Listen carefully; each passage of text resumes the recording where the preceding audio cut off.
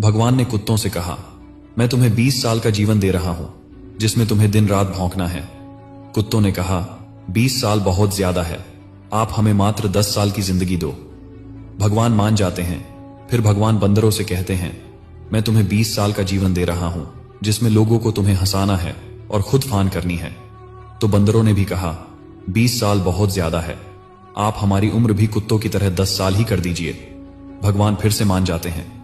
फिर भगवान गाय से कहते हैं, मैं तुम्हें 60 साल का जीवन देता हूं जिसमें तुम्हें किसानों की मदद करनी है, खेती बाड़ी करनी है।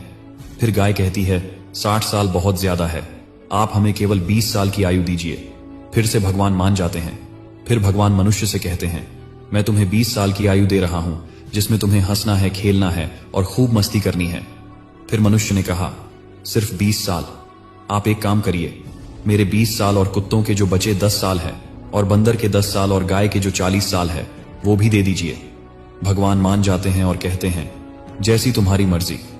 हम भगवान के दिए 20 साल बहुत मजे से जीते हैं और बचे हुए 40 साल हम दिन भर परिश्रम करते हैं जैसी गाय करती है।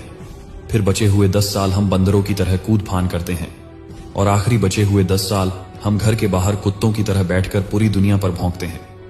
हो सकता है जिंदगी का सच ना हो, पर कहीं ना कहीं इसमें सच्चाई भी छुपी है।